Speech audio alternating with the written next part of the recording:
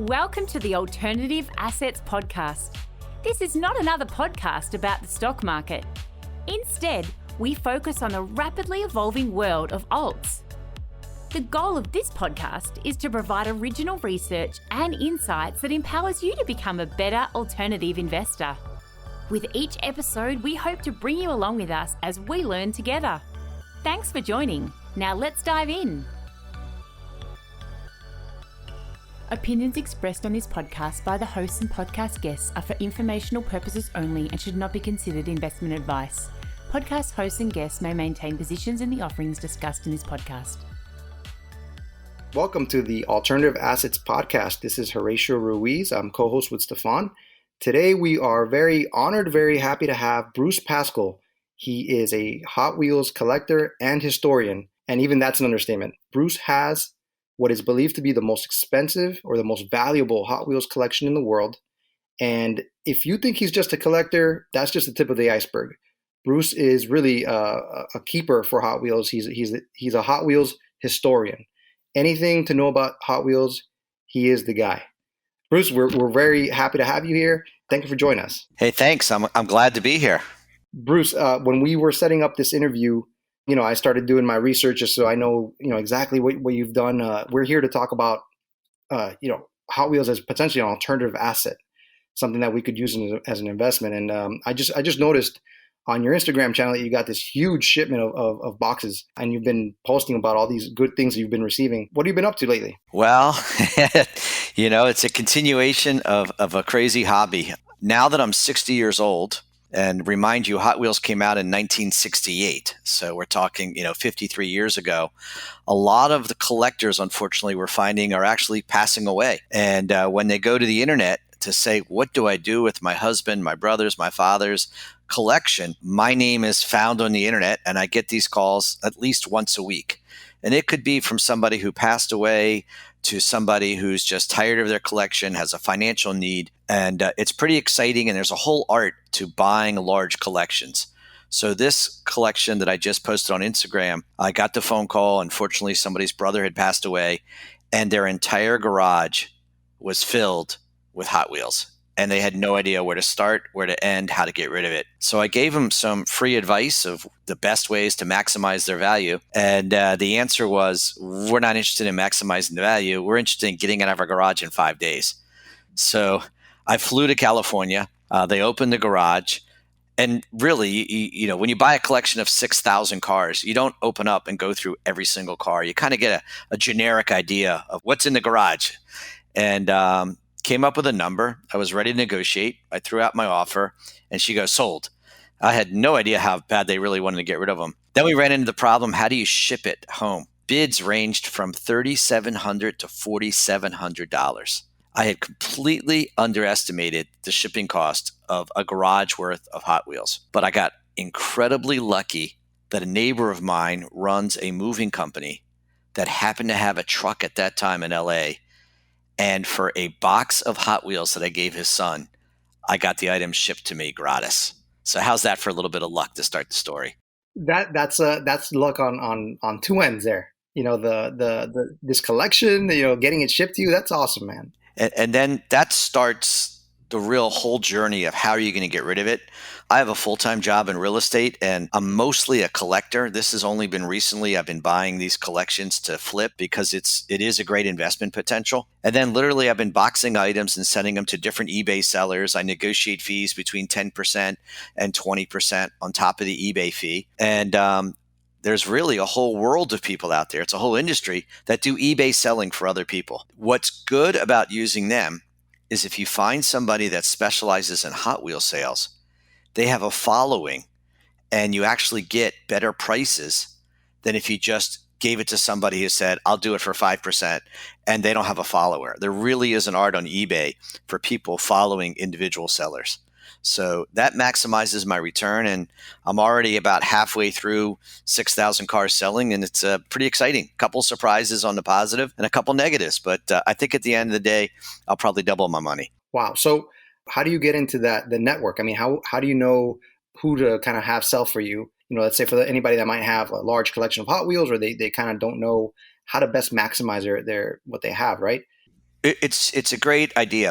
There's a lot of people on eBay that do full-time businesses and they run ads. I buy Hot Wheels. I mean, if you Google I buy Hot Wheels, you'll see 10, 20, 30 people that will say, I'll buy your collections. Now, the difference though is kind of like who pays what.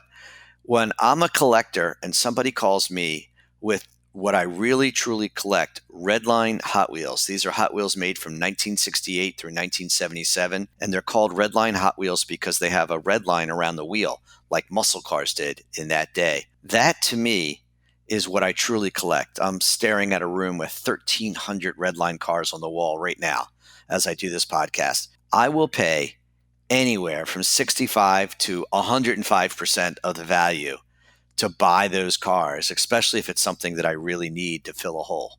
This particular collection that I recently bought, I literally made an offer of 35 cents on the dollar because I knew there was going to be shipping cost, even though I got lucky. And I knew there was going to be tremendous eBay cost. That takes a third off right there. So, you're paying 50 cents in a dollar on one way of looking at it. But what you have to do is, in the beginning, is find the right buyer or put it on yourself on eBay.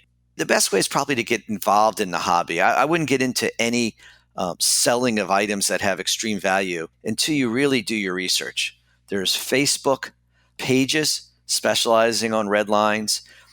Trust me, if you post a picture, you'll have like 7,000 messages in 2 minutes saying, I'll buy that car from you. And you can figure out whether you have a good car or you don't. There are books out there that give you approximate values and guides.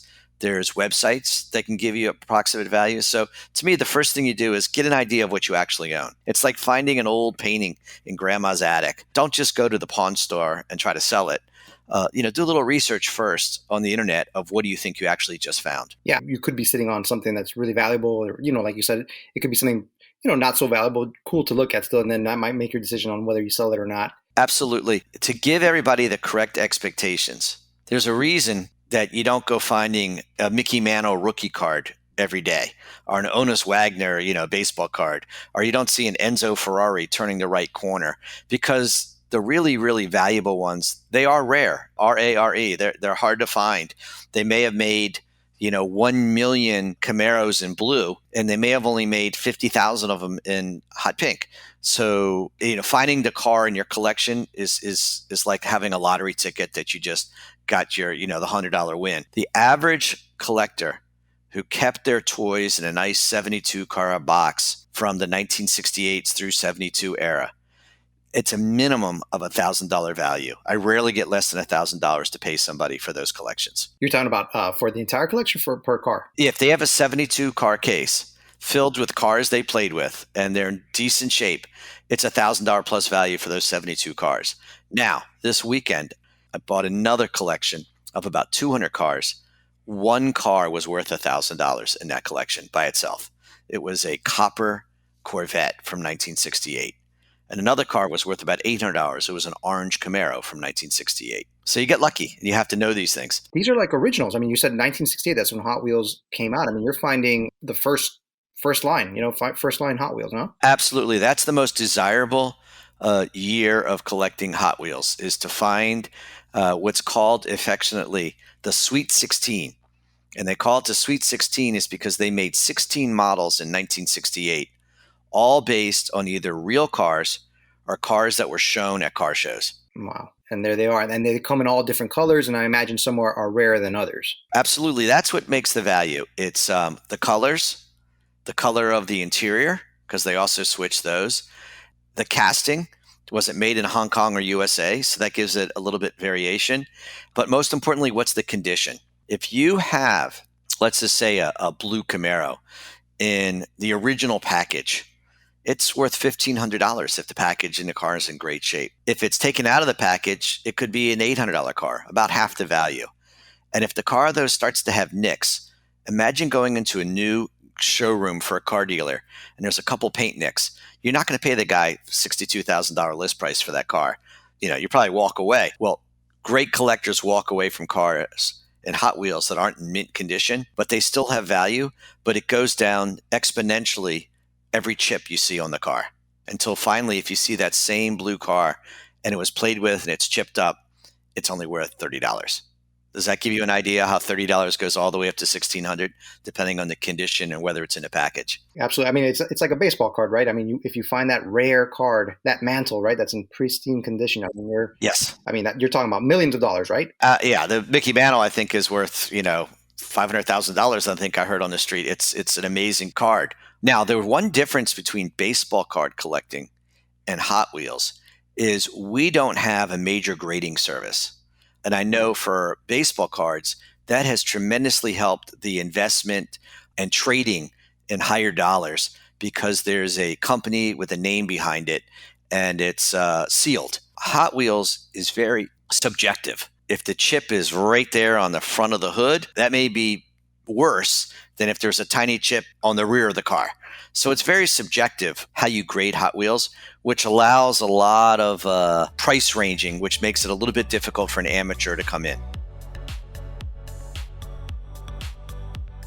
Are you saying that there's an opportunity for somebody to maybe even dabble in that? Absolutely. The best way to say it is if you go to estate sales, I'll bet you 1 out of every 50 I go to, there's some Hot Wheels. Now, out of those 1 out of every 50, I'd say out of 5 collections, 3 of them are in poor shape and they're overpriced, and 2 of them, you paid $1 a car and they're worth $100 each. Yeah. So it's pot luck. People go to Goodwill and sometimes find these. But the best way of doing it is find somebody who's my age, about 60 years old, and just say, hey, do you have any old Hot Wheels from your childhood? And a lot of people kept their original Hot Wheels. Be very mad at mom if she threw them away. Just like those baseball cards. Absolutely. Same category. We jumped right in, Bruce, into some strategies and how you've been able to kind of flip some of the collections you've bought. Let's go back because you have a really interesting story. You mentioned you're 60 years old. You haven't been collecting the Hot Wheels all your life. Something kind of struck you. Could you talk about that moment that it was kind of like where your collecting journey started? Well, sure. Well, first of all, I'll state on the record, in 1968, I was 7 years old, and boy, I played with Hot Wheels. I still have my Hot Wheel trash can from my bedroom, and I still have one of my original Hot Wheels. Unfortunately, I bought and sold so many of them, I only know this particular one was from my childhood. But like a lot of kids, 10 or 11 years old, I put them in a cigar box and just stuck them in my bedroom. And then in 1999, my mother was cleaning out the house, and she called me and said, hey, can you pick up some stuff? And I picked up box of original Hot Wheels. And I was with a good buddy of mine. His name is Curtis Paul. Unfortunately, he recently passed away, but he was a great noted collector. And he goes, I'll give you $200 for them. And I'm looking at these toys, and it was only like a dozen old Hot Wheels. I said, you're going to give me $200 for these? And he said, yeah. I said, nope, I'm going to keep them. And I thought about it at night saying, I love cars. I've loved toys. I mean, these were my toys when I was a kid. That's actually the first toy I really remember playing with. I'm going to start to collect. Within a week, I was running ads in the Washington Post. I buy old Hot Wheels. So how's that for a quick turnaround and decision to say I'm going to start collecting? Did you have like that collecting DNA in you already? Were you a collector of other things before you did that? Yeah. In college, I collected political memorabilia. And being from Washington, D.C., this is a great town to collect it. After college, I started collecting war posters. And then after war posters, I got into Tucker automobilia. Everything but the car itself. I couldn't afford the car, but I found a tremendous number of items related to Preston Tucker, including being in Washington, D.C., a lawyer called me once, the original articles of incorporation for Tucker Automobile Company. I bought that and I flipped it at an auction house years later.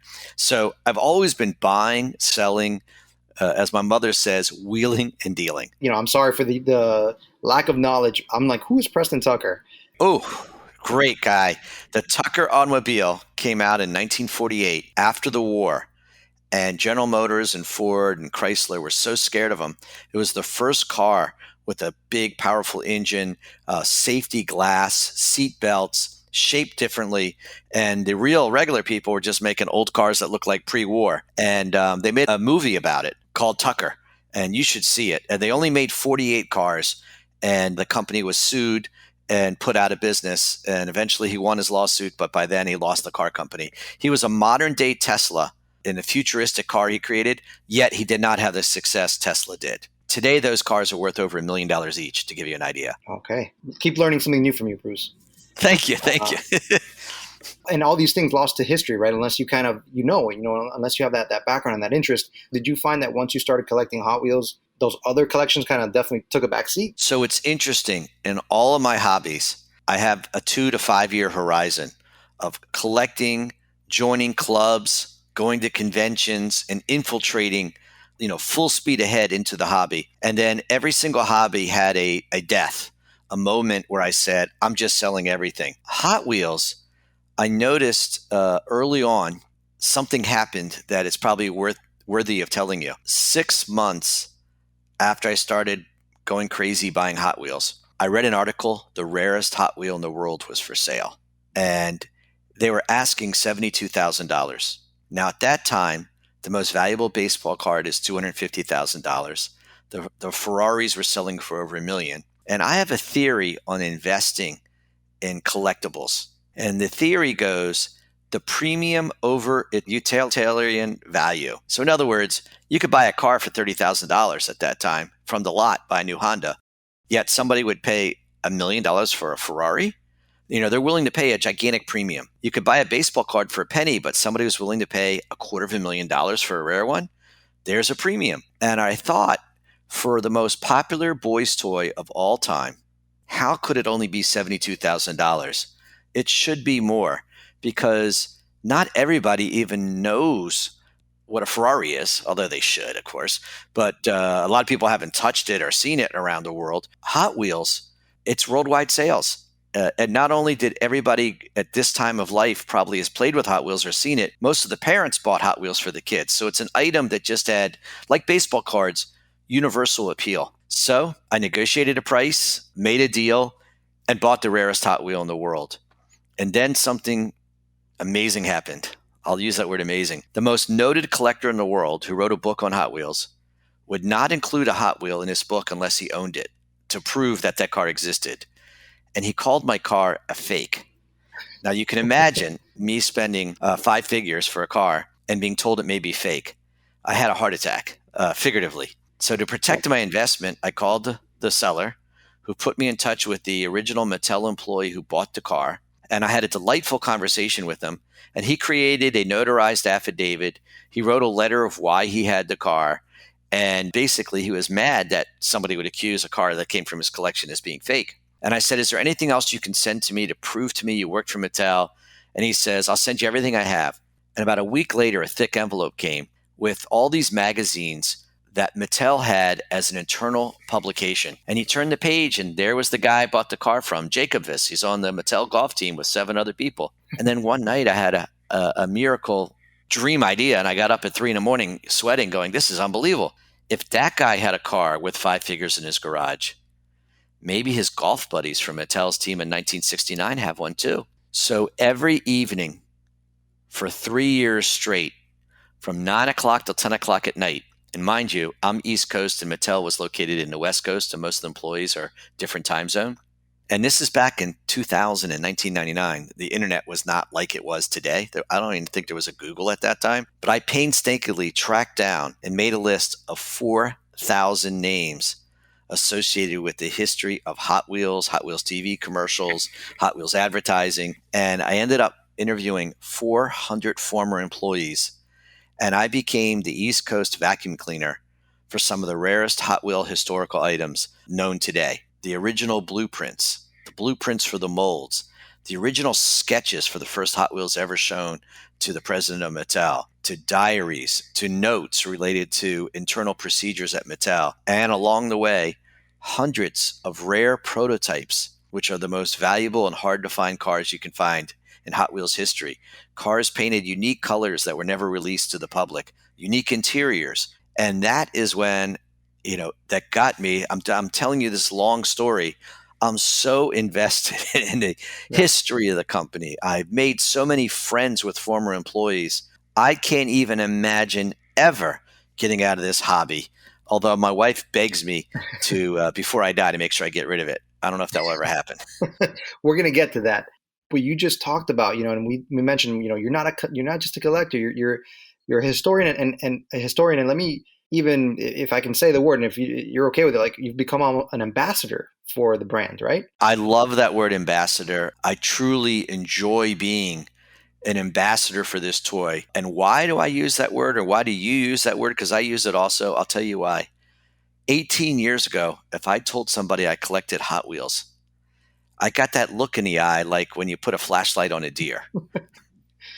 Yeah. And now the response is, I think I saw you on Pawn Stars, or I have a friend that collects Hot Wheels, or I saw NBC News did a special on it. I read an article about it. And now the acceptance level has gone from, if I had it on a rating scale from 10 to 75, we still have a ways to go. I'll call baseball cards and, in the 90s, and rare cars and, hit the 100.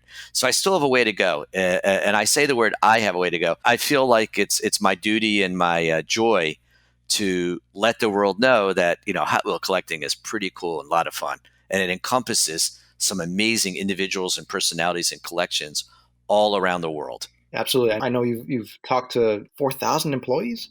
I tracked down 4,000 names individually, between 400 to 500. Here's the problem.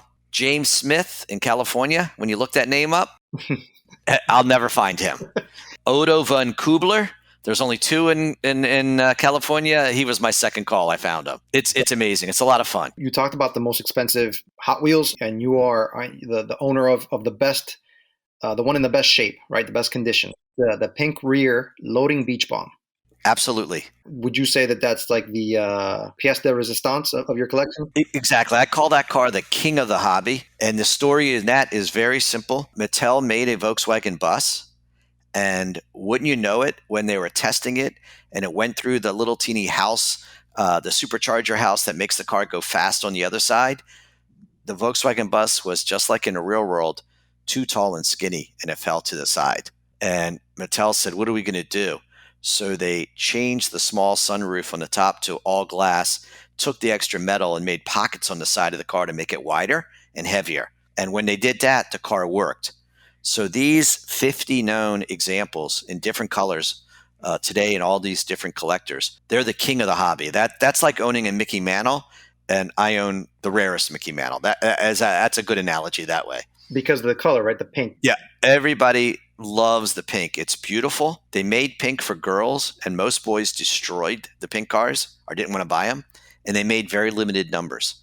So there's only two pinks known. And mine is actually a prototype of the pink, because it has the base of the newer version and the top of the older version. They were testing the car out, and it's just an amazing, great shape too.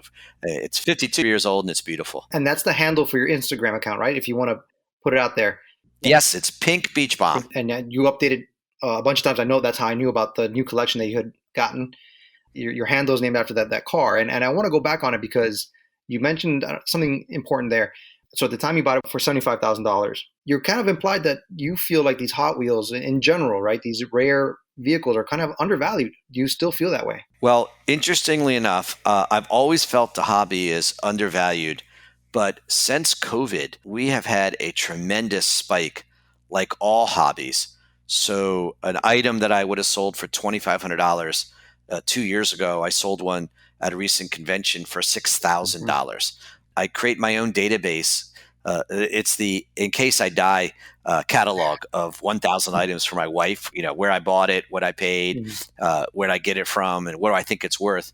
I'm constantly going back and updating that sheet and saying, wow, I had this car as $1,100. The last one sold for $2,000. It's a little crazy out there. And I'm sure you're seeing that in all investments right now. Stocks, cryptocurrencies, Nifties, NFTs, Hot Wheels. We're in, and I don't want to use the word bubble, but we're certainly in an elevated state right now. Is that a better way of saying it?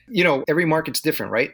We talked about earlier before we started recording about how I've been doing some research on NFTs, and the consensus over the last month or two has been that a lot of these projects, people pour thousands of dollars into, in Ethereum and gas fees and everything, and their projects have gone to zero.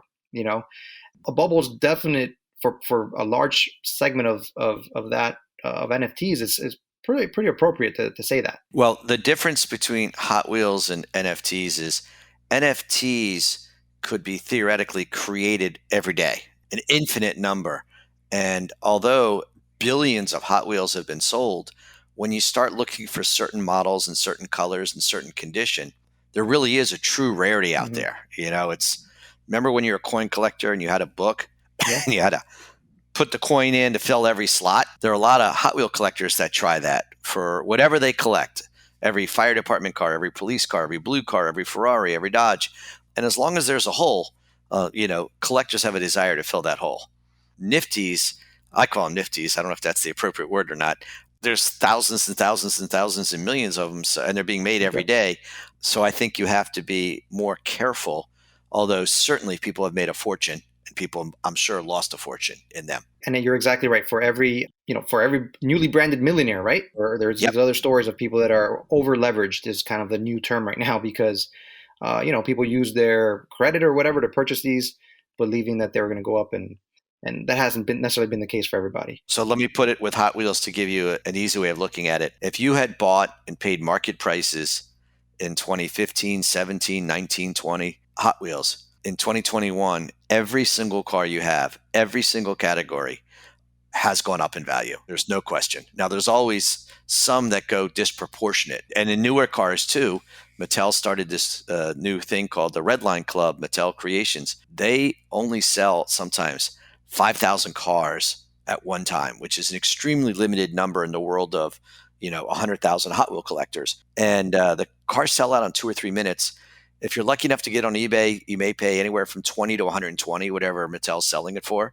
And then within minutes, it's on eBay for $350 to $400.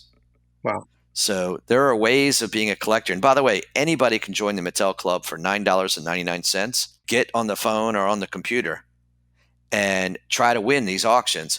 And it's a major way of making money there. If you bought every one of these cars and you get lucky, you could probably make a couple $1,000s a year just from these sales.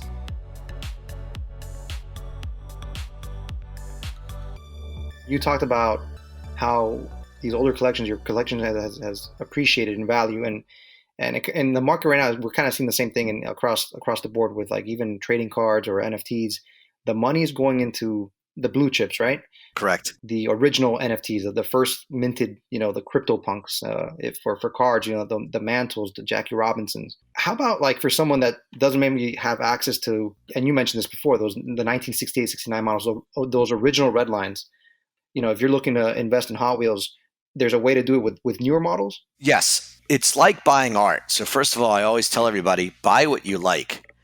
Hot Wheels still sells cars 10 for $1. Mm-hmm. So it's kind of like, remember the olden days, penny stocks truly were under $1. Remember those days? Yeah. So you can go out and buy a Hot Wheel that you like. And one way people make money, and by the way, I'm not one of the individuals that do this, is there are people who literally go and look at the racks for what's for sale, and they look for what's known as variations. A front wheel may have 7 spokes, a back wheel may have 5.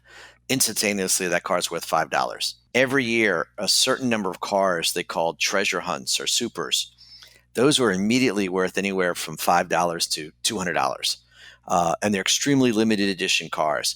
So the dealers, the Kmarts, the Targets, they get cases of 72 or 96 cars at a time. They put 10 cases up, and out of those 720 or 960 cars, there's probably 3 or 4 cars in there that are probably worth anywhere from $5 to $200. So I call that investigative investing. Does that make sense? Yeah, that sounds like a lot of work too, yeah. It's a lot of work to make it, but believe me, there are a lot of people doing it. There are certain cars, and this is why you have to be part of the community. You have to go to a convention. You have to join Facebook pages, Ferraris, Bugattis, certain cars. Now, Mattel lost its license to Ferrari. So anybody who bought a lot of Ferraris in the olden days tripled their money or quadrupled or more just by saying, hey, I got these Ferraris. The Bugatti is a great casting that Mattel makes, and immediately they sell anywhere from $5 to $30 if you can find them. So that's one way. The second way is buying it when people like baseball cards and cars to some degree. If you're going to buy a car at a Barrett-Jackson auction, you're probably not going to steal it with 1,000 people in attendance and 25,000 people watching on TV, right? And bidding. Yes. But if there's a neighbor down the street that's got a car under wraps and you hear he may have passed away and you knock on the wife's door, or he's getting older and he doesn't want to drive the stick shift anymore, he may just say, take the car for 20 grand, yet it may sell at Barrett Jackson for 35 grand. So the inefficiency of the market is where the best investors can get their returns. So it's the ads on Craigslist. I'm selling some Hot Wheels. It's the estate sales. It's the Salvation Armies we talked about. It's finding them in the real world and being able to get them at a great price. That's the instant investing. It's something you really can't do in stocks and bonds, but you can do it with baseball cards. I'm sure we've all bought baseball cards at yard sales and finding out that we got at least a couple decent ones out of it, right? So you have, and you mentioned this before, your room is basically a museum unto itself, right? So I have two places. I'm speaking to you now from my home office where I hired an architect and I said, please make my room look like the office of the president of Mattel in 1971 would have it. I got gigantic track, 14 feet in the sky that's 2 feet wide. I have a glass desk that you can see through all these original prototype Hot Wheel molds. I have one wall with 1,300 cars in these special cases. I have one wall that's been painted by one of the wildest paintings that was used on a poster for Mattel. And then I have another wall that simply has a tool chest with a lot of rare cars and an original painting that was used for a poster. So this is my ultimate office. And by the way, since COVID, everybody now has their home offices. So I'd like to say I think I have one of the coolest Hot Wheel offices in the world. Then I had a problem. People are coming visiting me. And my wife wasn't too happy of strangers coming to our house and coming to the top floor. So what did I do? I ended up buying a warehouse and making my own little private museum in Gaithersburg, Maryland. So that 4,000 square foot warehouse is where I keep 90% of my collection now. Wow. Right now I'm imagining your room. Okay. And I'm just imagining sitting there and just having all these kind of artifacts, right? And it looks like the former office of the president of Mattel. So with all this stuff and relating back to what you were saying before, you still find that pleasure in going out to these estate sales, these garage sales, and seeing if you could find like a diamond in the rough? Like, what are you still looking for? Oh, I don't know what drives me, but because my life has been blessed by finding some major finds in the hobby, finding the original drawings, finding the employee that nobody knew where he was. And, 25 calls later, I found him. I'm looking for the search every day. I drove to Gettysburg, Pennsylvania. It was an hour and 20-minute ride Saturday morning to buy this collection. Every minute driving there was a pleasure. And then the guy filled up my trunk with 25 cigar boxes of cars. Every minute, I was just wondering how fast I can go and not get caught for speeding to take him to my office to unload and see what I got. I don't know. I'm just one of these guys that still has the passion. And if anything, it's gotten worse. It's not gotten better. So I don't know.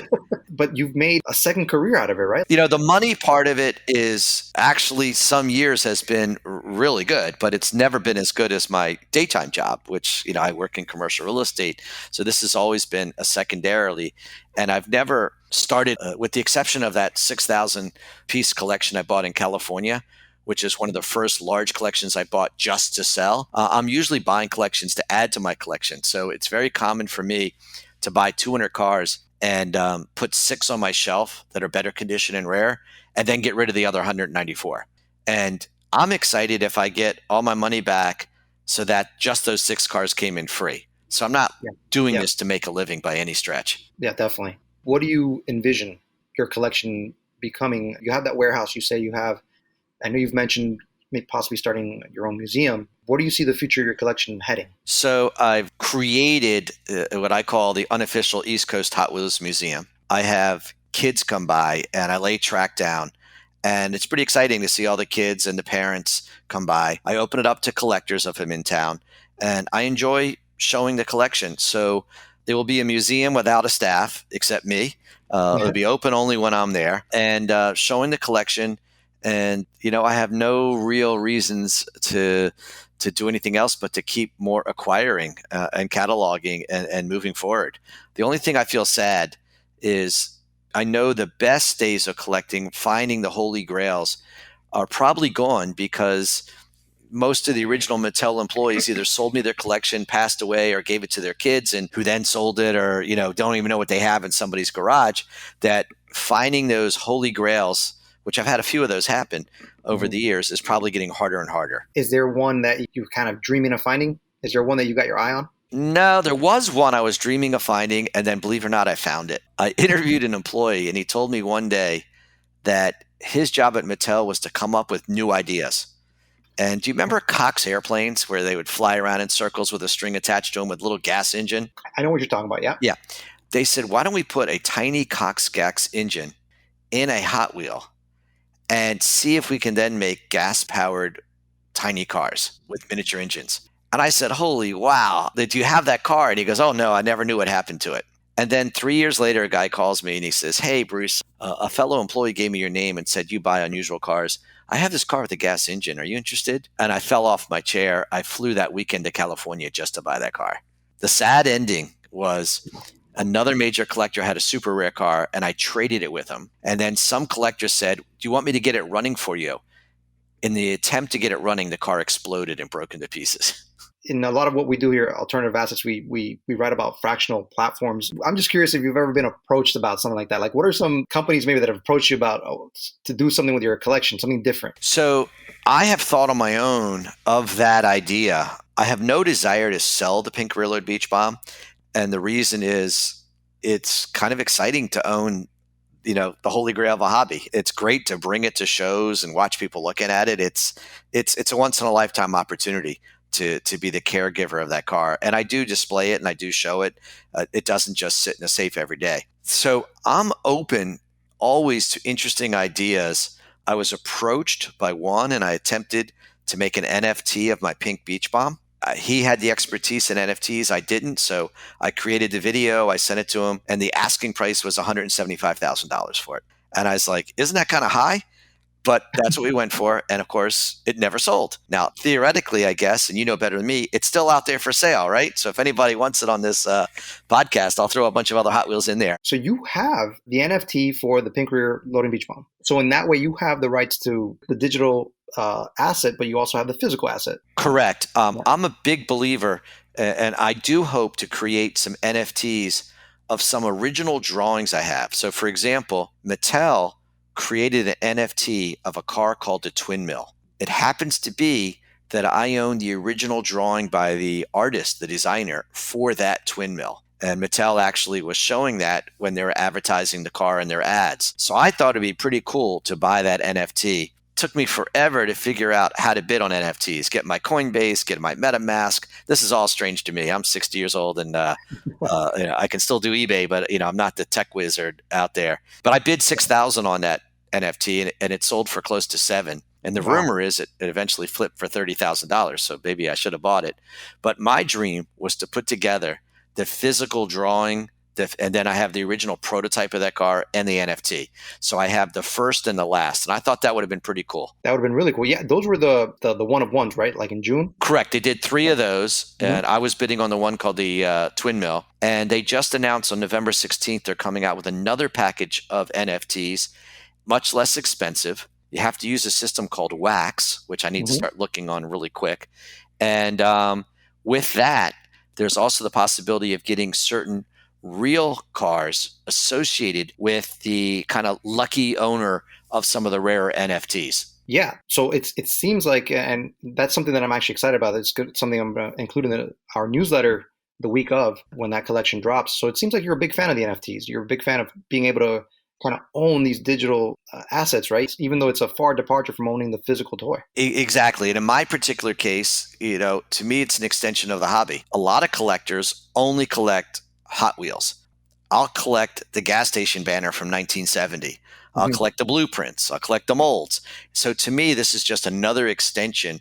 And by the way, one of the great things about Hot Wheels is they're actual beautiful creations of artwork of the automobile. And I think the automobile is one of the, it's a form of artwork. So it makes sense to have an NFT of a beautiful car. Absolutely. So is it safe to say that in your future, along with kind of adding to your collection and looking for some more of this history behind Hot Wheels, you do want to explore more of this NFT space and being able to somehow expand your collection, right? Absolutely. I plan on bidding and acquiring Mattel's latest offering coming out November 16th. No question. So, Bruce, I hope that somebody's listening and maybe you can collaborate and do more with your, with your collection, kind of take it to that next step. I've been approached by several people and collectors and a lot of people that are much more into the NFT world. I still think we're in the first inning of NFTs. And there's a lot more to go with those for the future. For sure. We've run the course of the interview pretty much, Bruce, and I want to thank you for your time. And I know that just based on other interviews that I've heard you, there's so many more things that we could discuss. But I guess for the sake of our audience, you've touched on it before. Where would they start? Let's say, they have that same kind of aha moment, right? I love playing with my Hot Wheels. I could see myself getting into this as a hobby and as a potential investment. What would be the first piece of advice you would give them to get started? The same advice as I give somebody who wants to invest in the stock market. Read, and watch. So the same way in the stock market, you would start following prices every day, pick a stock and see how they go up and down. Type in a certain car that you like on eBay and watch the closed auctions and see the price variances to start seeing if you can learning about pricing of different cars. Watch all the YouTube videos you can on Hot Wheels. Read books. There are books out there. Get diecast magazines. Get immersed in the world first. Mm-hmm. And an educated consumer will eventually have better returns. And we do have, unfortunately, people that jump into the hobby with more money than knowledge and overpay for certain cars. And, they may pay $5,000 for a car that I would have sold them for $2,000, but somebody else was, told them it was the best in the world or, a story. So, be careful, be educated, and then you enter cautiously in the beginning. And then eventually, by the way, I've been collecting for 22 years and I'm still learning and making mistakes and getting lucky and sometimes no luck, but be persistent, but be educated first before you actually make your first purchase. Unless you see a dollar car and you just happen to like it, it's pretty cool, then put it on your desk. Yeah, I was going to say, I hope I didn't buy any of those for my kids. There was a $200 car there on the shelf that I just, here, take it. It's possible. It was one of those supers, as they call them. Yes. Thank you so much for joining us, Bruce. Good to hear from you because it's weird. I'm talking to you for the first time, but I feel like I've heard from you from before, just from all the other interviews and podcasts that I've heard with you on. Thank you very much. I'm going to do my best to update a couple pictures every other day on Pink Beach Bomb on Instagram and follow me. And then and hopefully I'll come up with another NFT announcement one day and you'll see it on Instagram. Do you have a website as well that people can get in touch with you? Hot Wheels Online. And the other one is called redlineprotos.com. So Hot Wheels Online, just like it sounds. And Redline Protos, it's like the Redline Wheels, but it's Redline Protos.com. Hot Wheels Online has a lot of the artwork. Mm-hmm. And Redline Protos has a lot of the old prototype cars themselves. The prototypes, yeah. And I know that makes your collection even more unique. I mean, these are one of ones pretty much. I try to find them that way if I can. Yeah. So, yeah. Absolutely. Thank you so much, Bruce. Well, thank you. I very much enjoyed my time too. And I hope the alternative investments, they're pretty exciting out there. And I think there's great opportunity. And like I said, we're all in inning number 1. So let's win this game.